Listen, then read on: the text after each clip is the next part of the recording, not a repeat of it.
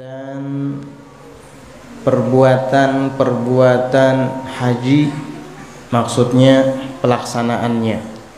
Salah satu asya'a ada 3 macam.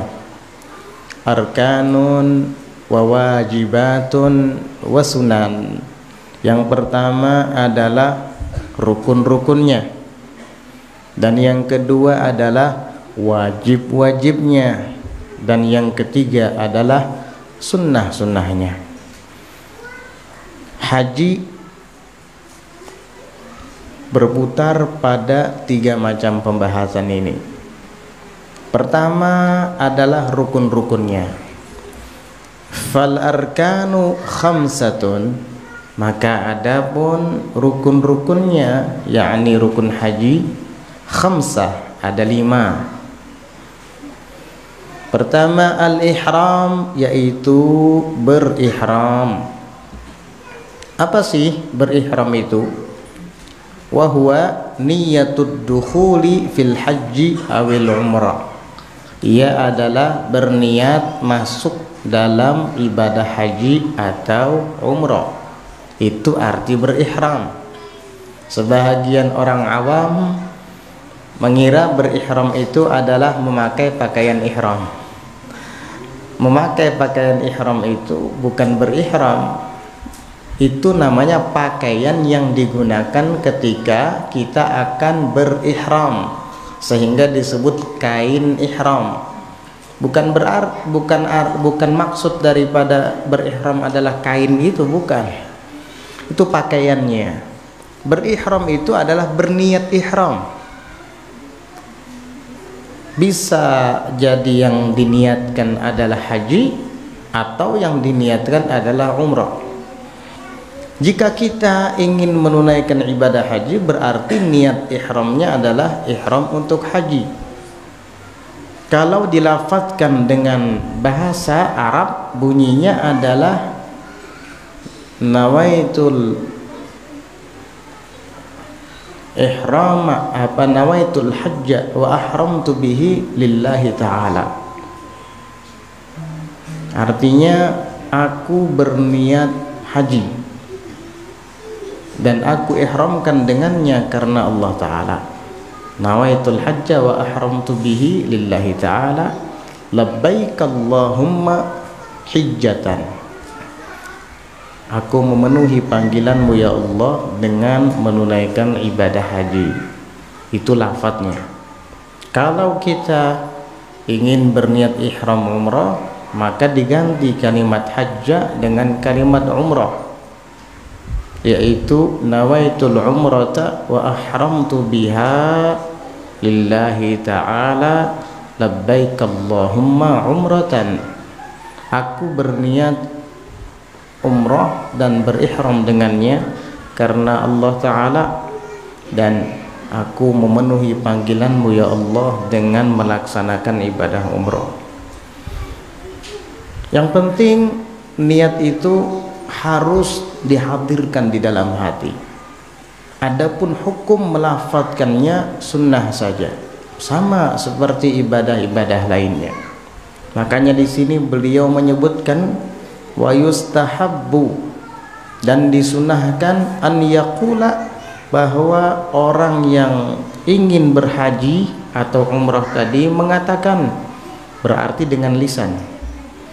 Ma'adzalika, bersamaan dengan itu, yakni berniat di hati, dia juga mengucapkan dengan lisan kalimat nawaitul hajja jika ia ingin berhaji, awil umrata, atau umrah jika ia ingin berumrah, wa ahramtu bihi lillahi ta'ala, dan aku ihramkan dengannya karena Allah Ta'ala. Labbaik Allahumma hijjatan atau labbaik Allahumma umratan, tergantung ibadahnya, nusuknya yang akan kita kerjakan. Jadi begitu ucapan nawaitul umrata, nawaitul hajja, wa ahramtu bihi lillahi ta'ala, labbaik Allahumma hajjatan atau labbaik Allahumma umratan, sunnah saja. Yang penting niatnya di dalam hati.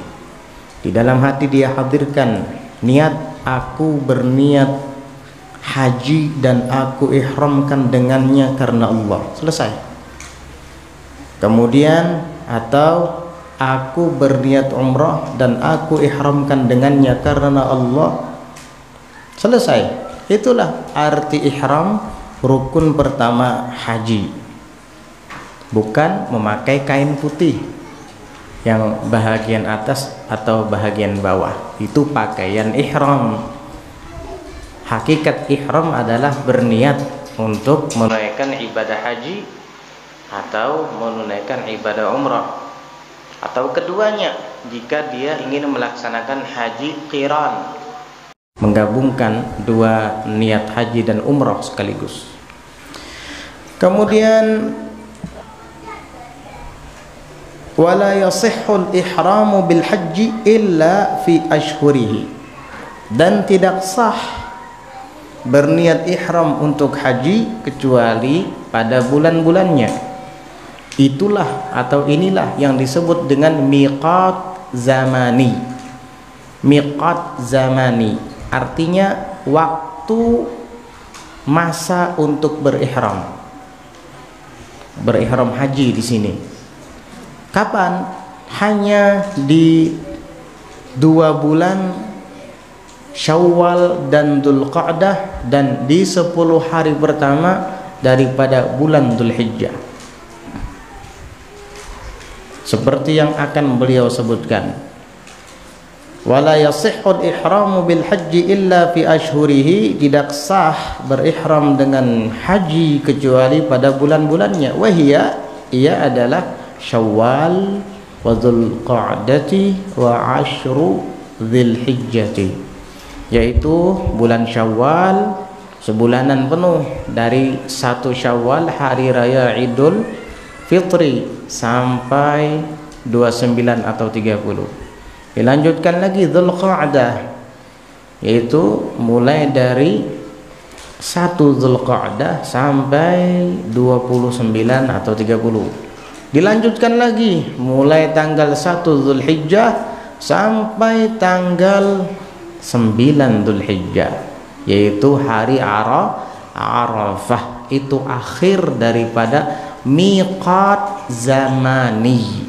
itu waktu zaman untuk berniat haji. Itulah yang dimaksud di dalam ayat al-hajju ashhurum ma'lumat.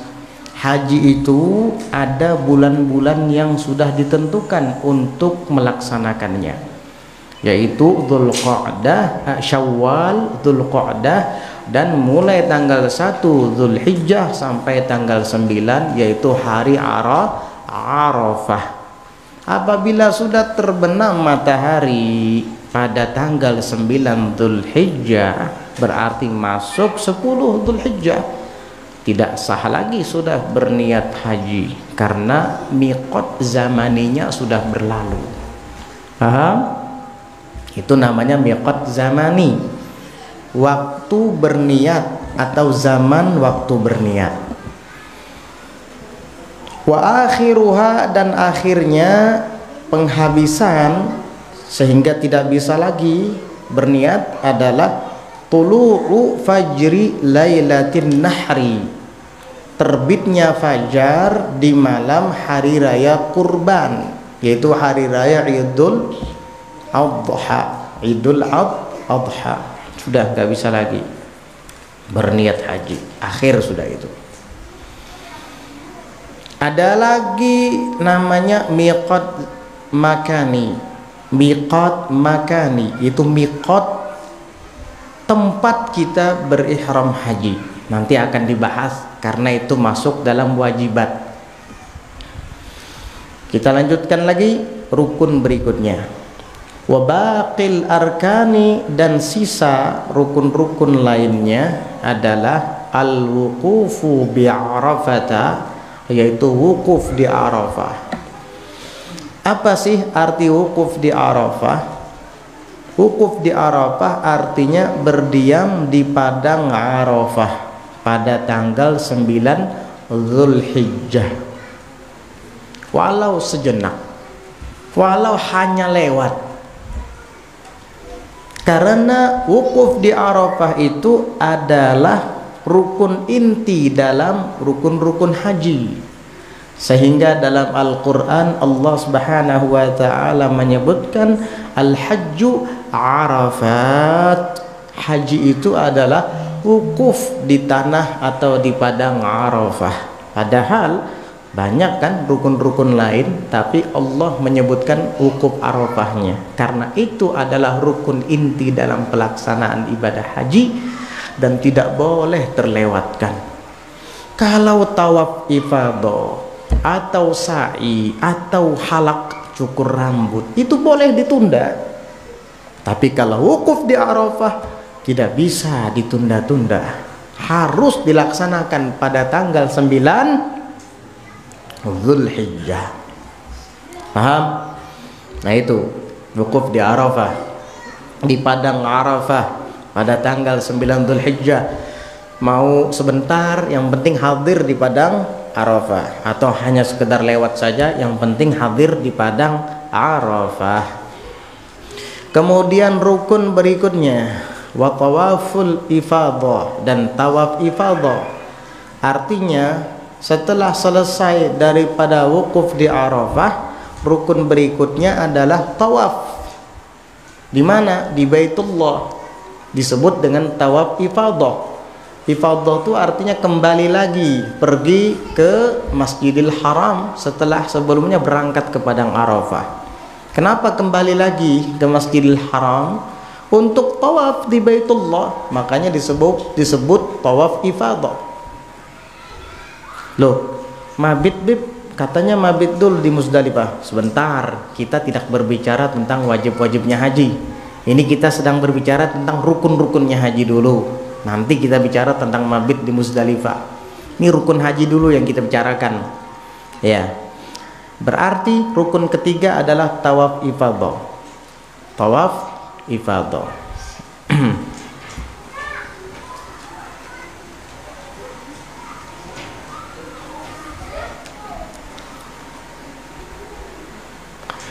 Nanti ada syarat-syarat sahnya tawaf, ada nanti dijelaskan.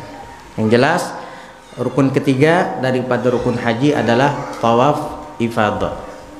Kemudian yang keempat was-sa'yu sa'i. Sa'i itu adalah berangkat dari Bukit Shafa menuju Bukit Marwah 7 kali.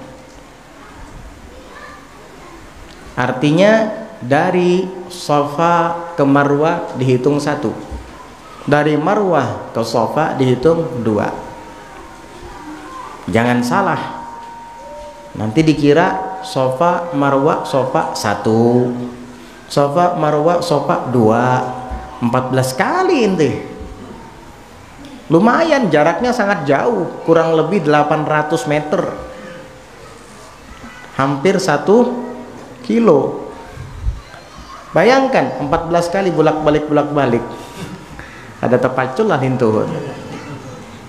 Tapi ada yang seperti itu, pengalaman kita pribadi dulu.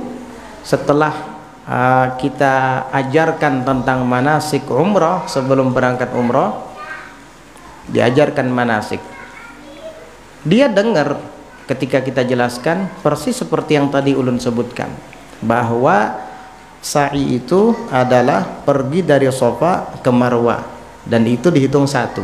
Dari Marwah ke Shafa dihitung 2, Shafa ke Marwah lagi dihitung 3. Setiap genap ada di Shafa, setiap ganjil ada di Marwah. Berarti sa'i itu sebanyak 7 kali. Maka yang terakhir kita berada di Bukit Marwah, dimulai di Shafa dan diakhiri di Bukit Marwah. Kenapa dimulai di Shafa bukan di Marwah saja? Karena ketika para sahabat bertanya kepada Nabi kita Muhammad sallallahu alaihi wasallam tentang sa'i, kata mereka, "Anabda'u bis Shafa amil Marwah ya Rasulullah?"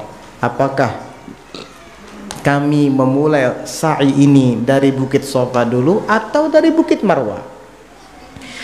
Maka Nabi menjawab, ibda'u bima bada Allahu bih. mulailah kalian dengan yang dimulai oleh Allah. Maksudnya apa? Dengan ayat yang berkaitan dengan sa'i. Ayatnya adalah innas safa wal marwata min sya'airillah faman hajjal baita aw i'tamara fala junaha alaihi ay yattawafa bihima wa man tatawwa'a khairan fa innallaha syakirun alim. Apa yang Allah mulai ketika menyebutkan tentang sa'i? Allah memulai innas safa, sesungguhnya safa. Safa dulu yang disebutkan oleh Allah dalam ayat. Wal marwata, dan marwah, baru marwah, min sya'airillah, termasuk daripada syiar-syiar Allah. Sehingga para sahabat memulai untuk sa'i dari Bukit Safa, lalu kemudian marwah, sesuai dengan petunjuk dan arahan Nabi kita Muhammad sallallahu alaihi wasallam yang bersabda di dalam sebuah hadis, khudhu anni manasikakum, ambillah dari saya nusuk dan ibadah haji kalian atau umroh, ambil dari saya, jangan bikin ibadah sendiri. Paham? Jadi begitu. Sa'i mulai Safa ke Marwah 1, Marwah ke Safa 2, begitu seterusnya. Jadi orang ini ketika saya ajarkan tentang manasik, dia dengarkan. Bahkan kita ajarkan manasik itu bukan hanya sebelum berangkat umroh.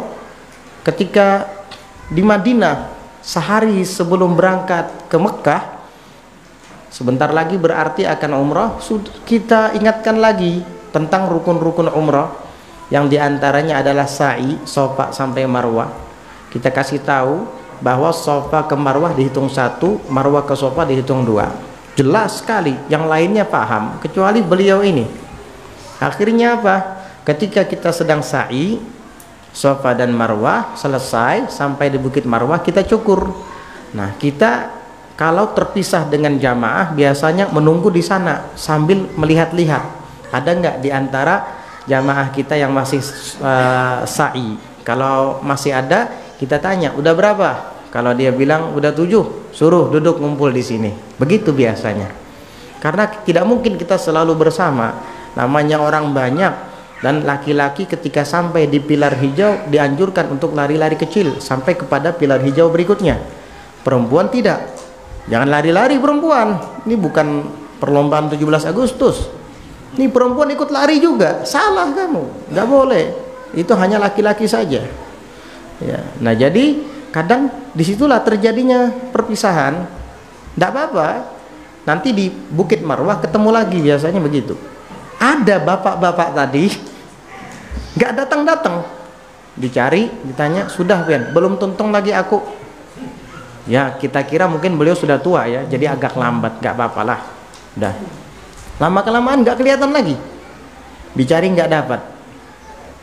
Sudah dicari-cari nggak dapat. Mana di mana nggak dapat. Jamaah kecapean, kasihan, udah sebagian pulang aja dulu, pulang ke hotel. Kita nyari nggak ketemu juga, nggak paham ngumpet di mana beliau. Akhirnya udah kita pulang dulu, istirahat, makan dulu, kan capek banget itu, sarapan dulu. Ternyata nggak lama kemudian datang beliau kecapean.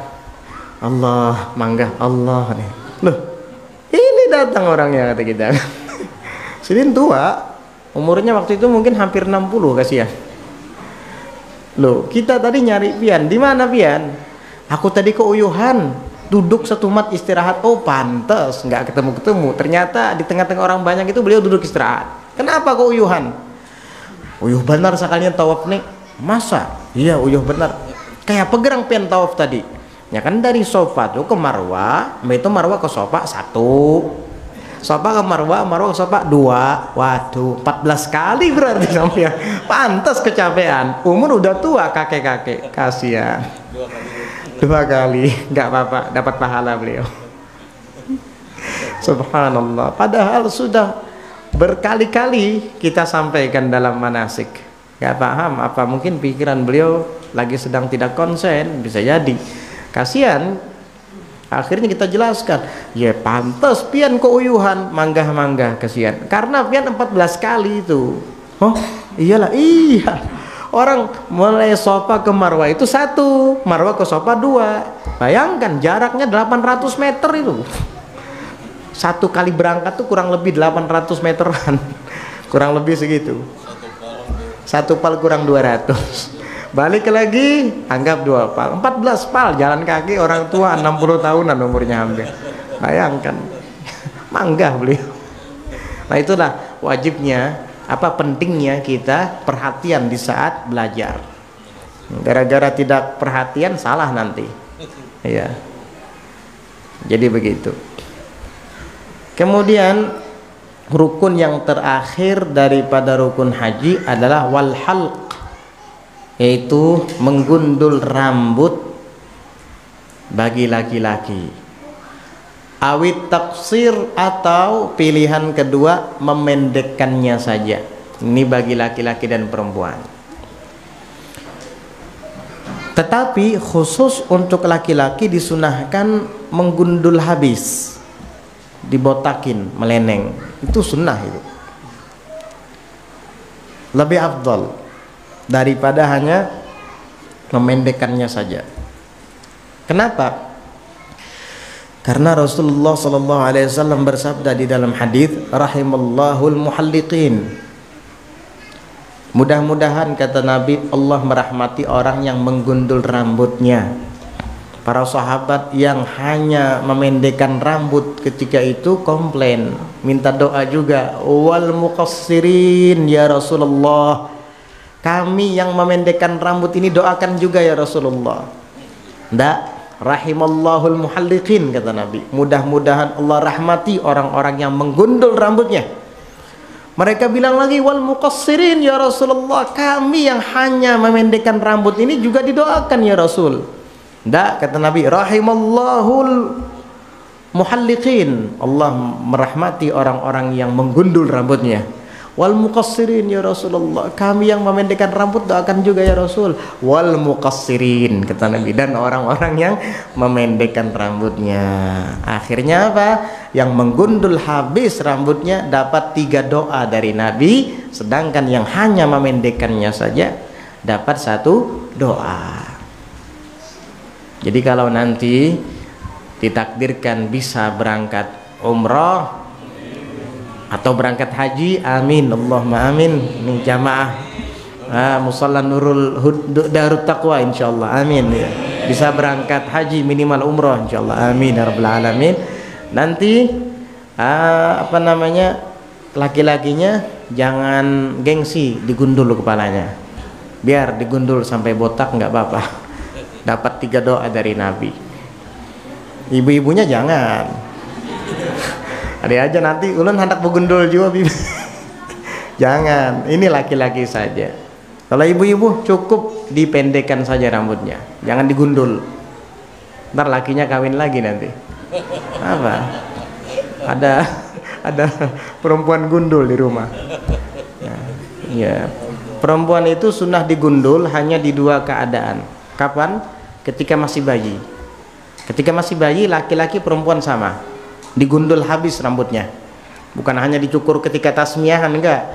Itu permulaan aja. Ya, ustadz, kiai, guru atau habib mencukur rambutnya, simpan. Itu permulaan. Selanjutnya kamu gundul sendiri nanti. Rambut bayi yang baru lahir itu, ya, habis digundul habis, rambutnya jangan dibuang, kumpulkan. Untuk apa? Bukan untuk dikoleksi, untuk ditimbang. Kenapa ditimbang? Biar tahu berapa beratnya. Emang kalau tahu kenapa? Ya lihat, kalau beratnya misalkan 3 gram, sunnah kamu untuk bersedekah 3 gram emas. Iya. Berapa? 3 gram emas. Sekarang 800 ya? Hah? Berapa? 800 kali 3 berapa? 24, berarti 2.400.000. Nah, sedekah buat anak pian ketika menimbang rambutnya 2.400.000 kalau 3 gram. Tergantung tebal dan tipisnya rambut anak. Alhamdulillah anak ulun lahir rambutnya tabal benar pian. Alhamdulillah, iya, bagus. Ntar ditimbang 10 gram 8 juta sedekah. Iya, sunnah kayak gitu. Tapi anak ulun rambutnya tipis bener pian, bebayanya nyaman lagi. Pasti timbang setengah gramannya 400.000 aja.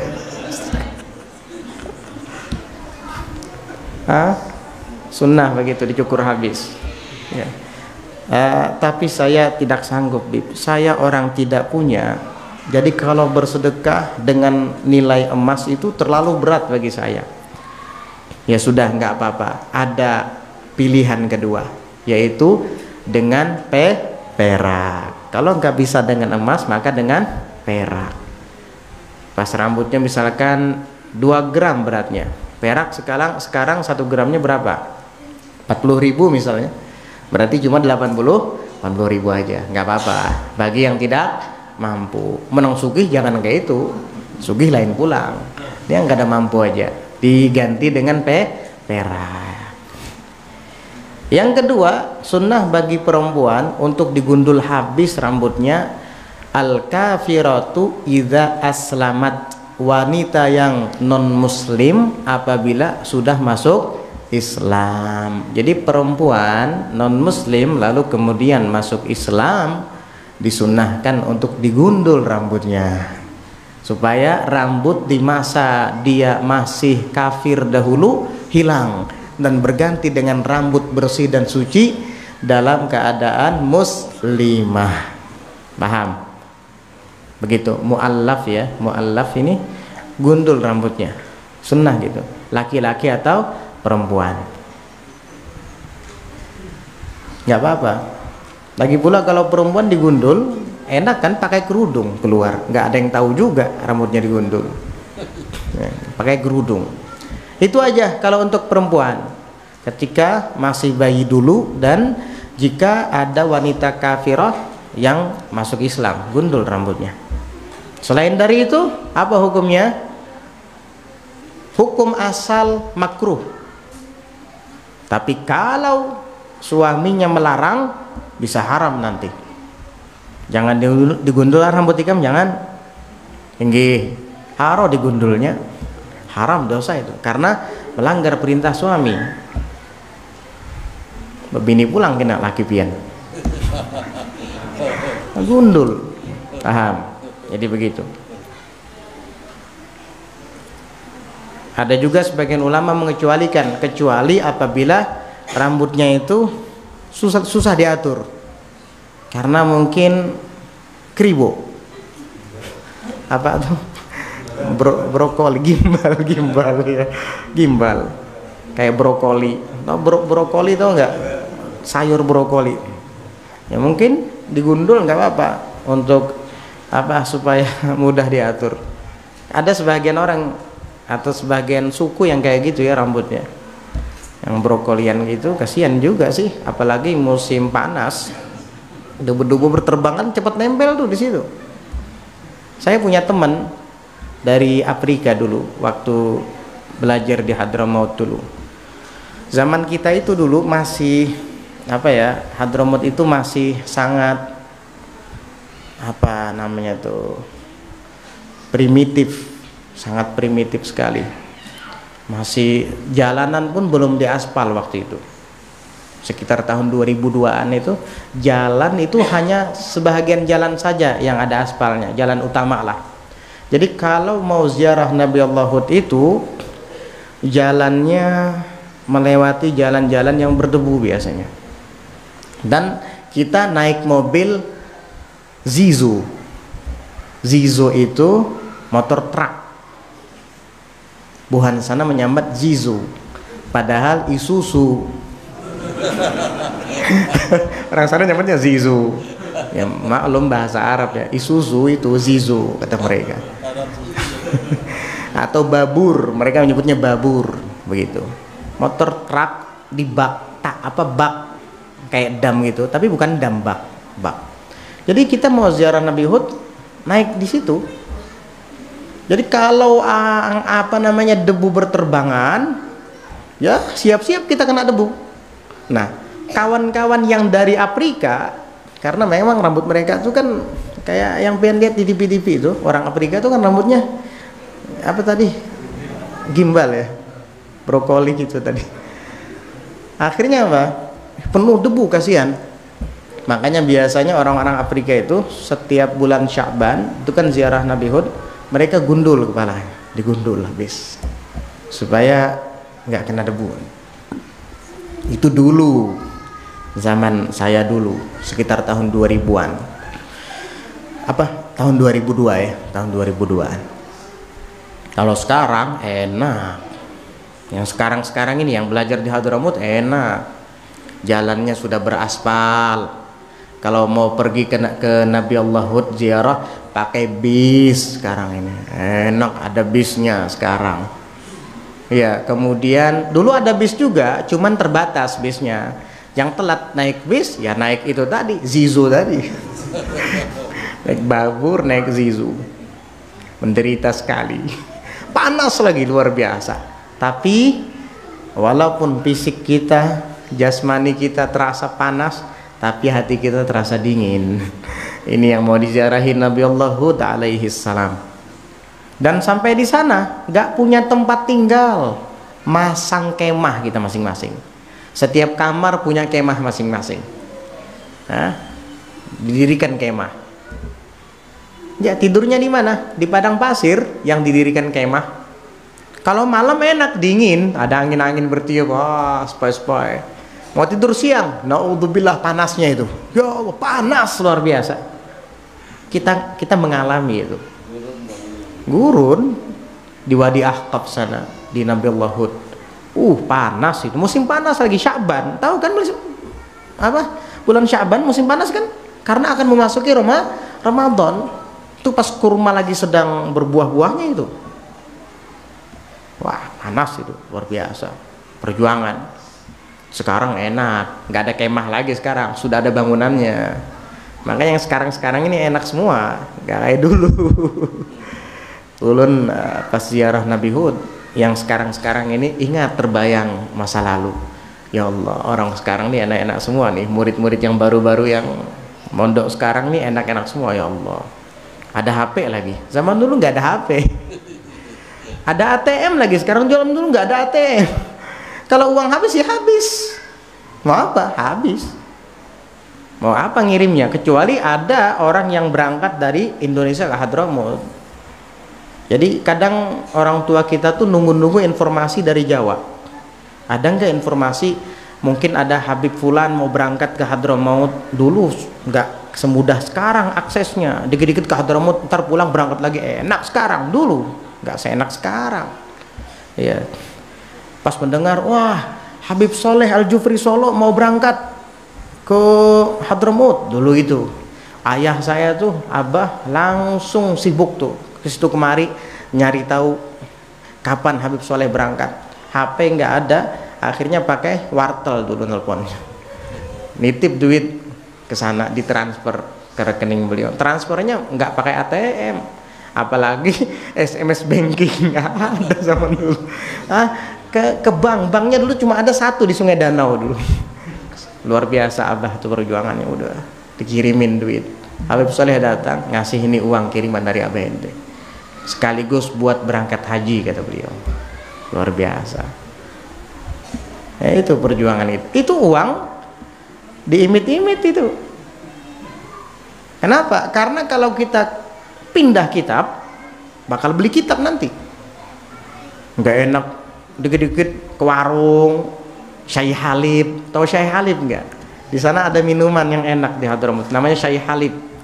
Syai Halib itu teh susu. Syahi itu kan teh, Halib itu susu, teh susu. Enak. Cair nih teh susu. Terus mutabbak, makanannya tuh mutabbak namanya. Bakhumri, mutabbak atau bakhumri. Apa itu? Kayak untuk, tapi untuk sana nggak bulat, agak sedikit lonjong segitiga gitu untuknya. Gepeh tapi agak sedikit segitiga, tapi kayak apa ya? kayak separuh bundar gitu. Untuk bakhumri namanya atau mutabbak, makan udah makanan istimewa udah itu. Nanti makanan yang lainnya ada lagi brautah namanya, lempeng yang dimasak di dalam tenur itu, dipanaskan sama api, diangkat kayak tajau, dalamnya ada api, lempengnya ditempelkan ke dinding-dindingnya itu, tenur afran kata orang sana. Nah pakai itu, makan itu, terus dicocol dicacak dengan apa? Dengan kibdah biasanya, ati, atau dengan pasolia, kacang full dengan apa? Full kacang, full itu kacang. Kalau bahasa Inggris full penuh ya, full tank bensin itu.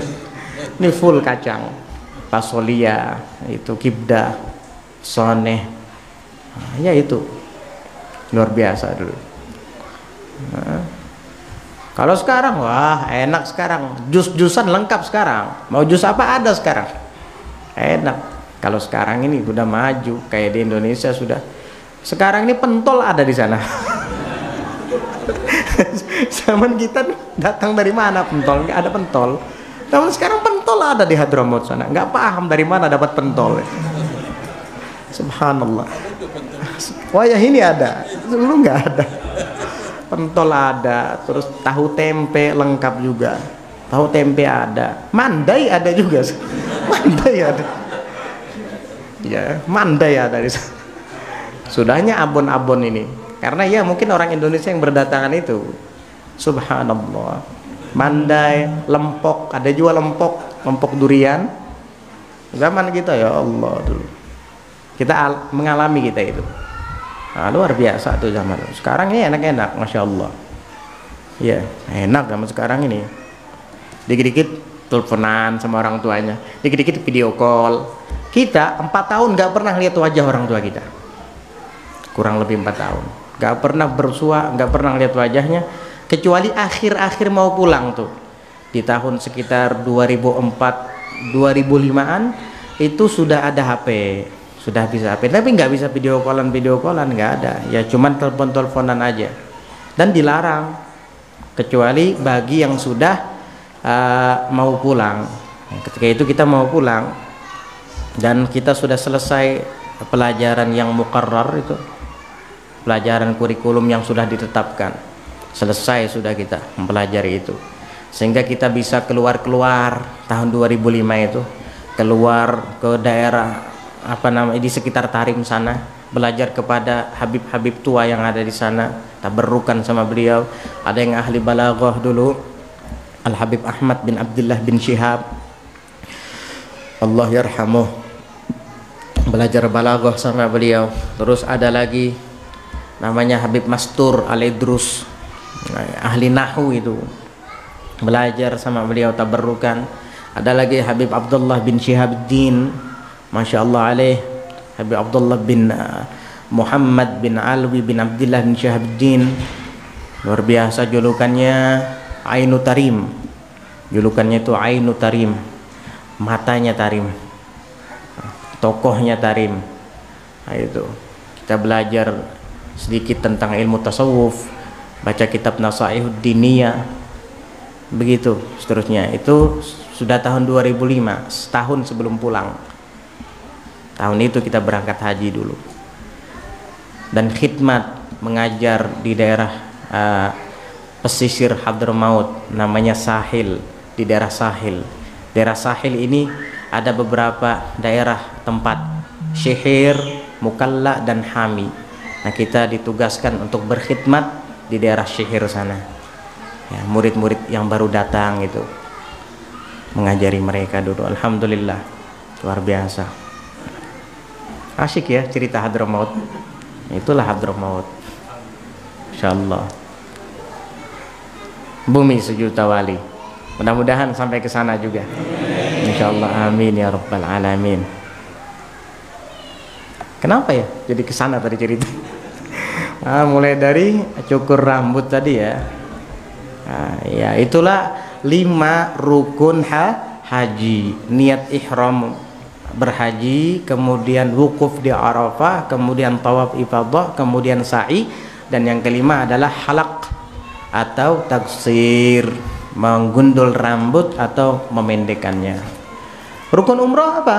Wa arkanul umrati hiya arkanul haji. Dan rukun-rukun umrah dia adalah rukun-rukun haji juga, sama. Illal wuqufa, kecuali wukuf di Arafah. Nah, ini tidak termasuk dalam rukun umrah. Falaisa minha, maka ia tidak termasuk daripadanya, yakni daripada rukun umrah.